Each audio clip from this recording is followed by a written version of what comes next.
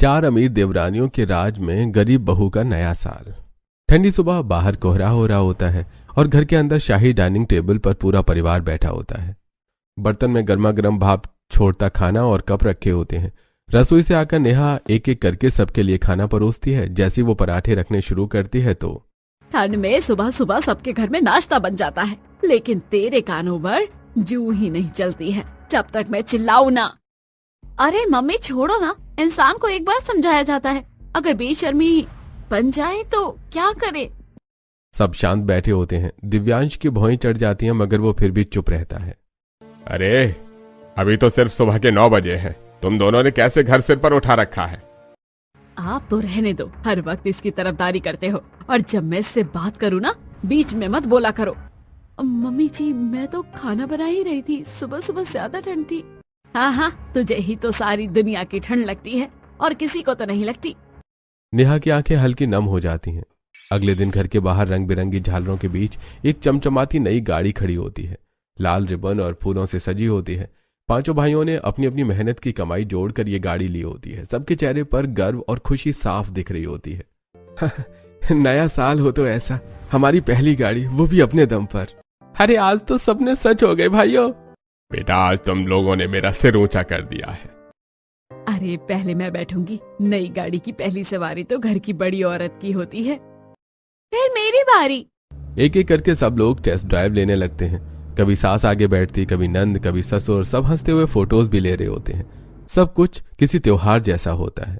थोड़ी दूरी पर नेहा खड़ी होती है, तभी दिव्यांश ने उसकी ओर देखता है। नेहा तुम भी आओ ना, बैठो हमारे साथ। नेहा मुस्कुराते हुए धीरे धीरे गाड़ी की ओर बढ़ती है। जैसे वो दरवाजे का हैंडल पकड़ती है, अचानक मधुबाला देवी ने उसका हाथ पकड़कर जोर से खींच लेती है।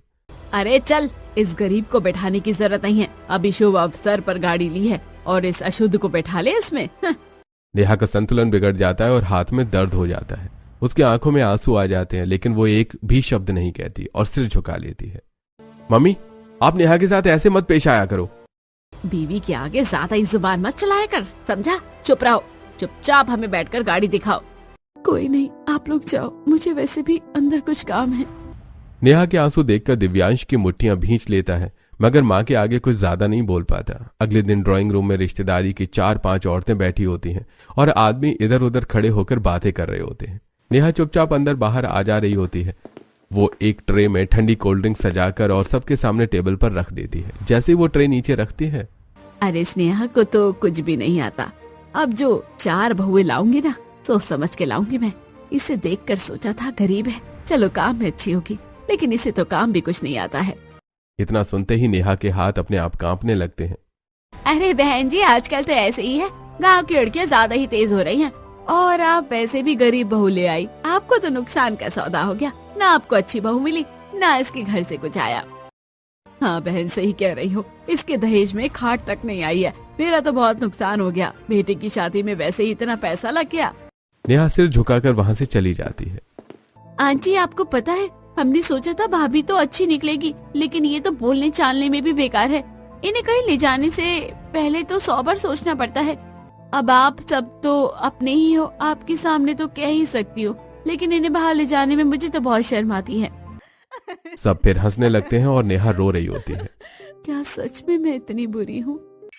अगली सुबह गार्डन में हरी घास पर कुर्सियां लगी होती हैं। मोहन जी अखबार पढ़ रहे होते हैं। चारों बेटे आपस में हंसते हुए बातें कर रहे होते हैं। पास ही मधुबाला देवी और दिव्या फोन चला रही होती हैं। मैंने अपने चारों बेटों के लिए 4 अमीर लड़कियां ढूंढ ली है। चारों बेटे एक साथ चौंक जाते हैं। मम्मी लेकिन आपने हमें तो दिखाई ही नहीं। सब अपने बराबर की है, बड़े घरों की है, पैसे वाली, रुतबे वाली। बेटा कल तुम चारों हमारे साथ चलना, अगर लड़कियां तुम्हें पसंद आ जाएं तो रिश्ता पक्का कर देंगे। और शादी? इसी साल नवंबर तक चारों की शादी कर देंगे। चारों बेटे एक दूसरे का मुंह देखने लगते हैं। ठीक है पापा। अगले दिन बड़ी गाड़ी गेट से निकलती है। गाड़ी में पूरा परिवार बैठा होता है। एक के बाद एक वे शहर के आलीशान इलाकों में पहुंचते हैं। पहला घर ऊंचा गेट, अंदर लॉन, नौकर चाकर होते हैं। दूसरा घर शीशे के दरवाजे, महंगा फर्नीचर, विदेशी सजावट होती है। तीसरा घर नामचीन बिजनेसमैन, बड़ी कोठियां होती हैं। चारों लड़कियां महंगे कपड़ों में आत्मविश्वास से भरी होती हैं। हाथों में ब्रांडेड फोन और अलग ही फैशन सेंस होता है। चौथे घर में यही तो चाहिए था, मुझे चारों बहुएं शान वाली। रिश्ता मंजूर है, हमारी बेटी आपके घर खुश रहेगी। शादी इसी साल कर लेते हैं। तो फिर पक्का समझिए। चारों रिश्ते उसी दिन तय हो जाते हैं। अगले दिन से घर में शादी की चहल पहल शुरू हो जाती है। चारों बेटों की शादी है, देर नहीं करनी, कल से तैयारी शुरू। कपड़े पहले देख लेते हैं। माल और केटरिंग भी फाइनल करनी है। मम्मी जी अगर मैं। सास उसको इग्नोर करती है। तू रहने दे, हमें पता है क्या करना है। नेहा चुप हो जाती है। मम्मी चलो शॉपिंग, भाभी को छोड़ दो, इन्हें क्या पता रिच वेडिंग क्या होती है। सब लोग बाहर निकल जाते हैं। दरवाजा बंद हुआ होता है। घर में सिर्फ सन्नाटा और नेहा होती है। वो एक एक करके घर के काम पूरे करती है। शाम को सब हाथों में बैग लिए लौटते हैं। देखो जरा, पूरा दिन घर पर रहती है, फिर भी घर का काम नहीं होता है। मम्मी जी मैं तो। चुप, बेवकूफ कहेंगी, किसी काम की नहीं है तू। हम पूरा दिन शॉपिंग करके थक जाते हैं और आप पूरा दिन लेटे लेटे नहीं थकती भाभी। नेहा की आंखें भर आती हैं। अगले दिन शादी का दिन आ जाता है। मंडप रोशनी से जगमगा रहा होता है। शहनाइयों की आवाज, फूलों की खुशबू और कैमरों की फ्लैश जल रही होती है। चारों देवर दूल्हे के जोड़े में खड़े होते हैं। उनके साथ उनकी दुल्हनें महंगे लहंगे भारी गहनों में होती हैं। लो जी फैमिली फोटो, सब पास आ जाइए। अरे अरे सभी बच्चे इधर खड़े हो जाओ। आयुष, दीपक, मयंक, केशव सीधे खड़े रहो। बहुएं जरा आगे आओ। मम्मी जल्दी करो, टाइम बहुत कम है। नेहा भी स्टेज पर आ ही रही होती है, लेकिन सास उसके बिना फैमिली फोटो करा देती है। मम्मी जी मैं भी आ रही थी। अभी फोटो हो जाए फिर देखेंगे। रेडी, 1 2। हो गया, चलो चलो, अब टाइम नहीं है, और भी बहुत काम बाकी है। और फोटो? नहीं, बस इतना ही काफी है। सब लोग आगे बढ़ जाते हैं। हंसी, बातें, शोर शराबा चलता रहा है। नेहा अकेली खड़ी रह जाती है। अगली सुबह घर के आंगन में रंगोली सजी होती है। दरवाजे पर कलश रखा होता है। चारों बहू का गृह प्रवेश होता है। वो चारों आगे बढ़ी, नेहा को गले लगाने लगती हैं और नंदिनी ने झुककर नेहा के पैर छूने की कोशिश करती है। अरे नहीं नहीं, ऐसा मत करो। अरे भाभी रहने दो ना, वैसे भी आपको इनका इतना आदर सम्मान करने की जरूरत नहीं है। चारों देवरानियां रुककर देखने लगती हैं। अरे बेटा सही तो कह रही है दिव्या, रहने दो, कोई जरूरत नहीं है, ये घर में इतनी खास नहीं है। नेहा का चेहरा उतर जाता है। अगले दिन घर में मुंह दिखाई की रस्म होती है। ड्राइंग रूम में मेहमान और रिश्तेदार औरतें बैठी होती हैं। चारों नई बहुएं एक साथ भारी भारी साड़ी में सजी बैठी होती हैं। महंगी स्टाइलिश साड़ियां, खुले बाल, हल्का सा मेकअप, हर कोई पलट कर देखने लगता है। थोड़ी दूरी पर नेहा बैठी होती है। सिंपल सी साड़ी, बालों की छोटी सी बनी हुई चोटी, चेहरे पर सादगी। नेहा उठकर और सबके लिए नाश्ता पानी लाने लगती है। ये मेरी बड़ी बहू है, गरीब परिवार से आई है, लेकिन इसके बाद मैंने सोच लिया था कि अब बहुएं चारों अमीर खानदान की ही लाऊंगी। और आंटी जी, अब इन चारों भाभियों को कहीं बाहर ले जाएंगे ना, तो कम से कम 4 लोग मुड़कर तो देखेंगे और कहेंगे अरे कितनी सुंदर भाभियां है। और बड़ी भाभी को देखो ना, पहनने की समझ भी नहीं है, ना सलीका है। इतना बड़ा दिन था मुंह दिखाई का, आज भी सिंपल सी साड़ी पहन ली, ऐसे अच्छा थोड़ी ना लगता है। नेहा ने गिलास रखते हुए सिर झुका लेती है। तभी चारों देवरानियां उठकर नेहा के पास आकर खड़ी हो जाती हैं। दीदी आप तो बहुत ज्यादा सुंदर लग रही हो। हाँ दीदी, इन सब की बातों पर ध्यान मत दो। आपको पता है सिंपलनेस आजकल खो गई है, लेकिन कुछ लोग हैं जो उन्हें संभाल के रखते हैं। नेहा की आंखें भर आती हैं। इधर बैठी औरतों में खुसफुसाहट शुरू हो जाती है। बड़ी बहू की तो सोच कुछ और होनी चाहिए, लेकिन उसकी तो घर में नौकरानी जैसी हैसियत है। हाँ बहन, और अब देवरानियों के सामने भी अगर सास ऐसे ही पेश आएगी तो ये चारों अमीर बहुएं मिलकर इसे सच में नौकरानी बना देगी। अगली सुबह सब टेबल पर खाना खाने बैठे होते हैं। सबका नाश्ता हो चुका होता है। बेटा नया साल आ रहा है, जाकर थोड़ी शॉपिंग करके आ जाओ। ठीक है मम्मी जी, ठीक है मम्मी जी, ठीक है मम्मी जी। मम्मी आप लोग भी चलो ना हमारे साथ। हाँ, अच्छा चलो, तुम इतना कह ही रही हो तो मैं और दिव्या भी चलते हैं। सब लोग शॉपिंग के लिए तैयार होने लगते हैं। बस एक कोने में नेहा खड़ी होती है, वहीं सिंपल सा सूट में। दीदी आप भी चलो ना हमारे साथ, तैयार हो जाओ, चलो जल्दी। अरे इसकी क्या जरूरत है, नहीं तुम चारों चलो, तुम ही बहुत हो। मम्मी सही कह रही है भाभी, इनको रहने दो, वैसे भी घर संभालने के लिए तो कोई होना चाहिए ना। भाभी घर संभाल लेंगी आप, हम लोग शाम को काफी शॉपिंग करके आएंगे ना तो थक जाएंगे। नेहा ने हल्की सी मुस्कान के साथ सिर हिलाकर इशारा करती है। अरे ऐसे अच्छा थोड़ी ना लगेगा कि हम चारों बाजार जाए और दीदी घर पर अकेली रहे। दीदी चलो ना हमारे साथ आप भी। हाँ दीदी, आज आप नहीं बच पाओगी। चारों देवरानियां मिलकर नेहा को अपने बीच ले आती हैं। नेहा कुछ कह पाती, चारों देवरानियां उसे ले जाने के लिए एकदम रेडी होती हैं। बस चलो, देर हो रही है। नेहा मन ही मन बहुत खुश होती है। सब लोग एक बड़े ब्रांडेड मॉल में पहुंच जाते हैं। सबने स्टाइलिश कपड़े पहन रखे होते हैं, ऊंची हील्स, ब्रांडेड बैग, और नेहा बिल्कुल अलग लग रही होती है। नॉर्मल सा सूट, ऊपर से जर्सी और ठंड से बचने के लिए शॉल ओढ़े होती है। नेहा चुपचाप एक शोरूम में लाइन में खड़ी होकर कपड़े देख रही होती है। पास ही 3-4 मॉडर्न लड़कियां भी शॉपिंग कर रही होती हैं। उनकी नजर नेहा पर पड़ती है। अरे मैडम, इतने बड़े ब्रांडेड शोरूम में आई हो और कपड़े पहनने की तो आपको तमीज ही नहीं है। यहाँ से लेकर क्या जाओगी? लगता है मैडम समझ ही नहीं पाई कि ये लोकल मार्केट नहीं है। ऐसे कपड़ों में गार्ड भी अंदर ना आने दे। चारों खिलखिलाकर हंस पड़ती हैं। थोड़ी दूरी पर खड़ी सास और नंद सब देख रही होती हैं और मदद करने के बजाय उसका मजाक बनाती हैं। अरे सही है, इसकी बेइज्जती होगी ना, तभी तो इसको थोड़ी अक्ल आएगी, फिर हमारे साथ कहीं आना जाना ही बंद कर देगी। मम्मी, वो लड़कियां कह रही हैं कि मुझे कपड़े पहनने की तमीज नहीं है। दोनों और जोर से हंसने लगती हैं। अरे नहीं, आप लोग देखिए, मैं तो बस ऐसे ही देख रही थी, मुझे लेना कुछ भी नहीं है। लेकिन लड़कियां फिर भी उसके साथ बदतमीजी कर रही होती हैं। उसी वक्त चारों देवरानियां पास के काउंटर से लौट रही होती हैं और सारी बातें सुन लेती हैं। तुमने क्या कहा? इन्हीं कपड़े पहनने की तमीज नहीं है? लड़कियां चौंक कर शर्मिंदगी से देखने लगती हैं। तुम्हें बहुत तमीज है ना, कपड़े पहनने का शौक है ना। जो कपड़े तुमने पहन रखे हैं ना, मैंने वही सरोजनी में 50 रुपए में देखे हैं। इसलिए हमें मत सिखाओ कि कपड़े पहनने का तरीका क्या होता है। और हाँ, अगर इज्जत से बात करना नहीं आता ना, तो यहाँ खड़े होने की भी जरूरत नहीं है। निकलो यहाँ से। चारों देवरानियां एक साथ आगे बढ़ती हैं। लड़कियां घबरा जाती हैं, बिना कुछ बोले वहां से चली जाती हैं। अरे तुमने ऐसे क्यों कहा उन्हें? कोई बात नहीं थी। अगर वो मुझे कह रही थी तो मुझे अब तानों की आदत हो गई है। दूसरों की बातें उतनी नहीं लगती जितनी अपनों की लगती है। चारों देवरानियां चुप हो जाती हैं और एक दूसरे की तरफ देखती हैं। अगले दिन चारों बेटों की नई नई शादी के बाद शाम को पूरा परिवार ड्राइंग रूम में बैठा होता है। अरे बेटा, तुम सब कहीं घूमने भी चले जाओ। शादी के बाद थोड़ा बाहर जाना चाहिए। नेहा, और तू इनके साथ ही चली जा बेटा, तेरा भी थोड़ा माइंड फ्रेश हो जाएगा। जब देखो घर में ही रहती है। हाँ नेहा, चलो हम भी इनके साथ ही प्लान बना लेते हैं। वैसे भी हमारी शादी के बाद हम एक भी ट्रिप पर नहीं गए। नेहा के चेहरे पर हल्की सी खुशी आ जाती है। अरे दिव्यांश, तुझे जाना हो तो तू चले जा, ये कहीं नहीं जाएगी। वहाँ तुम सब मजे कर लेना, इसको कहीं ले जाने की जरूरत नहीं है। ये तो बेवकूफ है।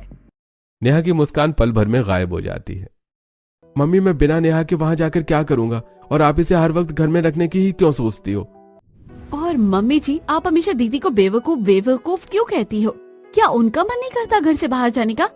मम्मी, क्या उनका दिल नहीं है? क्या उनका मन नहीं करता कि वो बाहर जाकर दुनिया देखे? अरे ये तो गरीब परिवार की है। अपने घर में कौन सा लंदन घूमने जाती थी जो अब ससुराल में आकर इसको इतनी फ्रीडम दूं। तुम चारों अमीर परिवार की हो, तुम लोगों ने तो दुनिया देखी है। हमने दुनिया देखी है, इसका मतलब ये थोड़ी ना है कि आप हर वक्त दीदी को नीचे दिखाओगी। गरीब होना कोई गुनाह नहीं है मम्मी जी। नेहा की आंखें भर आती हैं। आज तक दिव्यांश और पापा कुछ कहते थे तो मम्मी जी उनका मुंह बंद तक करवा देती थी, लेकिन आज मेरी चारों देवरानियों ने मेरा स्टैंड लिया है। मधुबाला और दिव्या दोनों का मुंह बन जाता है। पहली बार वो कोई जवाब नहीं दे पाती है। अगले दिन दोपहर में चारों देवरानियां और नेहा साथ बैठी होती हैं। दीदी, आप लोगों ने पिछली बार न्यू ईयर कहाँ मनाया था? मैं तो बहुत एक्साइटेड हूँ ससुराल में अपने पहले न्यू ईयर के लिए। हम तो हर साल न्यू ईयर अलग अलग देश में मनाते थे। पापा कहते थे नया साल नई जगह, और हम तो घर में ग्रैंड पार्टी रखते थे, सारे रिश्तेदार, फ्रेंड्स, बहुत मजा आता था। मैं तो दोस्तों के साथ क्लबिंग करने जाती थी। सच बताऊं, मैंने कभी न्यू ईयर पापा मम्मी के साथ सेलिब्रेट ही नहीं किया। हमारे यहाँ न्यू ईयर बहुत शांत होता था। पूरी फैमिली एक 5 स्टार रेस्टोरेंट जाती थी, बस एक सुकून भरा डिनर, वही हमारा सेलिब्रेशन होता था। सबकी बातें सुनकर नेहा की मुस्कान हल्की हो जाती है। पिछली बार सब लोग ट्रिप पर गए थे और जब मैं घर पर अकेली थी ना, तो अचानक लाइट चली गई थी। चारों देवरानियां चुप हो जाती हैं और ध्यान से सुनने लगती हैं।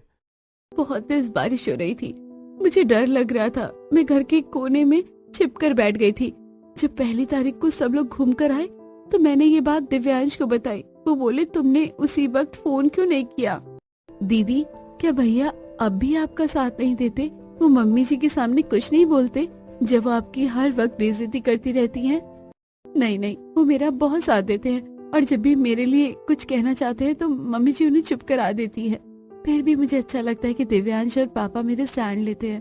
और अब तुम चारों आ गई हो ना, उस दिन से मैं बहुत खुश हूँ। अचानक बाहर से तेज आवाज आती है। अरे नेहा, चाय बना दी, चाय का टाइम हो गया है। नेहा चुपचाप उठकर चली जाती है। नेहा जैसे ही कमरे से चली जाती है, चारों देवरानियां आपस में इकट्ठी हो जाती हैं। यार दीदी की बात सुनकर तो मैं बहुत इमोशनल फील कर रही हूँ। इस बार न्यू ईयर पर हमें दीदी के लिए कुछ ग्रैंड और अच्छा करना चाहिए।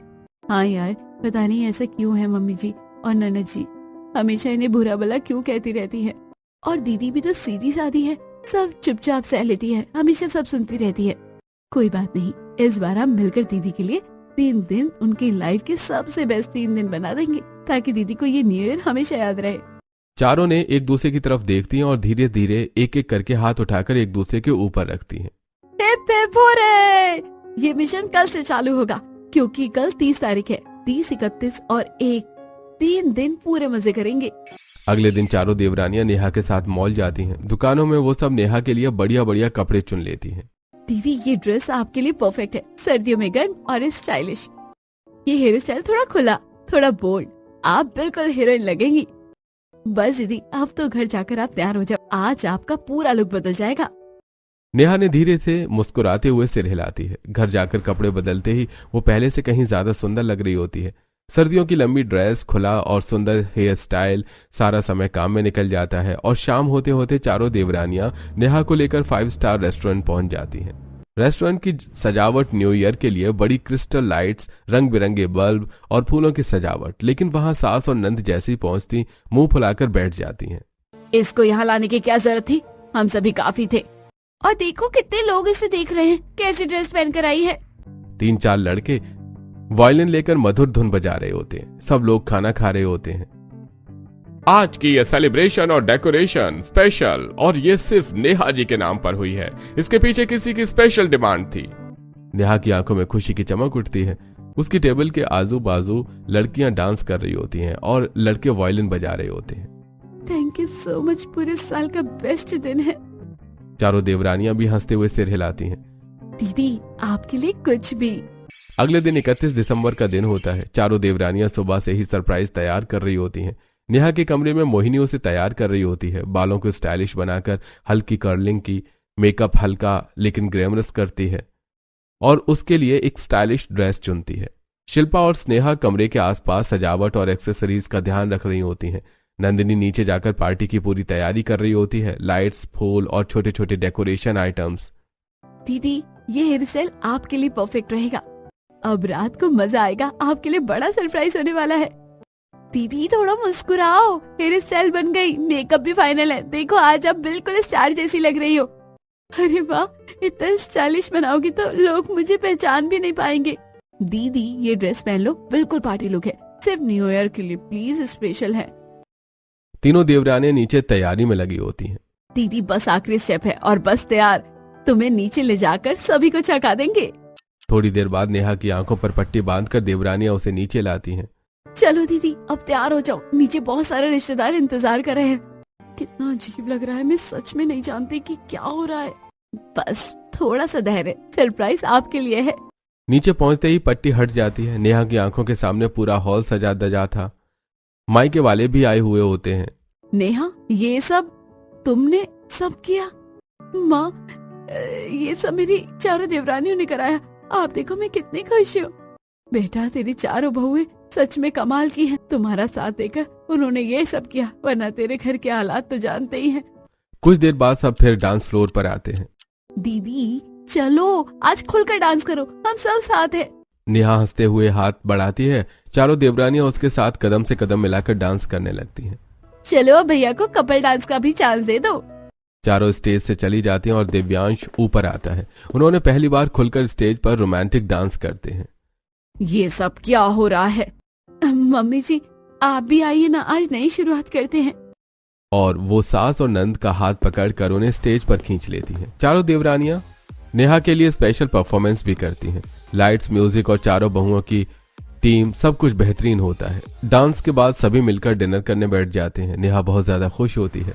अगली सुबह पूरा परिवार बहुत उत्साहित होता है। चारों देवरानियां नेहा के लिए तैयार और आज का दिन उनके लिए खास होता है। मोहिनी, दीदी चलो आज हम आपको पार्लर लेकर चलते हैं, हमने आपके लिए स्पेशल मेकअप और हेयर स्टाइल तैयार किया है। ये सब मेरे लिए है, आज तो मैं सच में हीरोइन जैसी लगूंगी। बस थोड़ा सब्र करो, फिर आप देखना सभी दंग रह जाएंगे।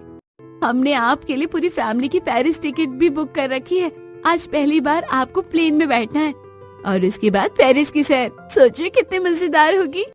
नेहा पूरी तरह एक्साइटेड होती है। वो कभी प्लेन में नहीं बैठी होती है। जैसे ही सभी उसे एयरपोर्ट पर बैठाते हैं, उसका चेहरा खुशी से चमक रहा होता है। दिव्यांश देखो, मैं पहली बार प्लेन में बैठी हूँ। ये अनुभव मेरे लिए बिल्कुल सपनों जैसा है। तुम्हारी खुशी देखकर मुझे भी बहुत अच्छा लग रहा है। आज का दिन सच में यादगार होने वाला है। पेरिस में उतरते ही पूरा परिवार अलग अलग जगहों की सैर पर निकल पड़ता है। नेहा ने Eiffel tower, museum, shopping streets, हर जगह आनंद लेती है। हर फोटो, हर स्माइल, हर अनुभव उसके लिए नया और रोमांचक होता है। शाम को वो एफिल टावर के नीचे पहुंच जाते हैं और टावर की रोशनी जगमगा रही होती है। कई पेपराजी वहां पर खड़े होते हैं और रैंडम फोटो खींच रहे होते हैं। चारों देवरानियों ने नेहा को बीच में खड़ा करके उसके चारों तरफ फोटो क्लिक करा रही होती हैं। अरे इसको यहाँ क्यों खड़ा कर दिया? मुझे इसकी इतनी इज्जत देने की क्या जरूरत थी? हाँ, और देखो कितने फोटोज खींच रहे हैं। इतनी ड्रेस पहन कर आई है वैसे भी। चलो मम्मी और दीदी को भी बुला ले, उन्हें अच्छा नहीं लग रहा होगा। चारों देवरानियां जानबूझकर नंद और सास को सुनने के लिए गलत बातें बोलने लगती हैं।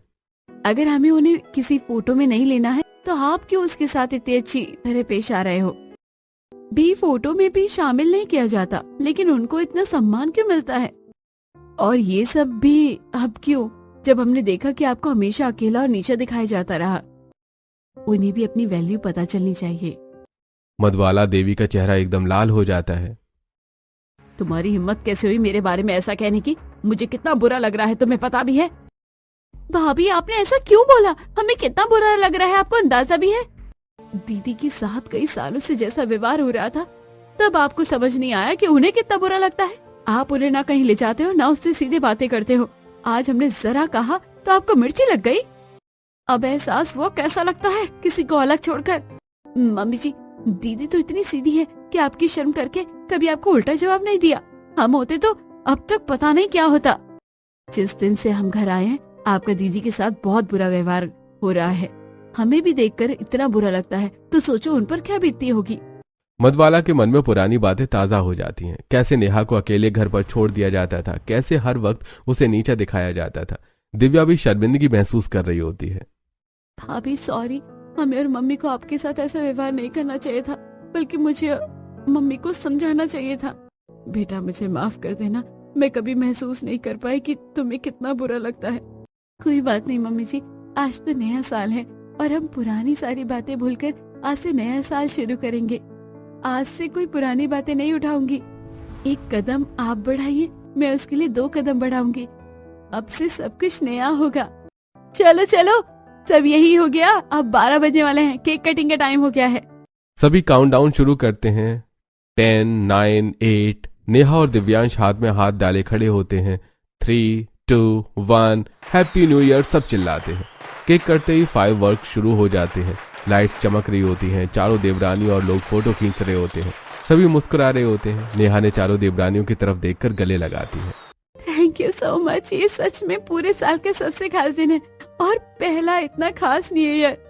दीदी, हम आपकी आंखों में कभी आंसू नहीं आने देंगे। आप हमारी बड़ी बहन जैसी हो। बेटा, मेरे पास भी तेरा न्यू ईयर गिफ्ट है। ये सब दिव्या के लिए था, लेकिन इसकी असली हकदार तू है। सास उसे अपने हाथों से हार पहनाती है और फिर दिव्या भी मुस्कुराती है और नेहा को केक खिलाती है।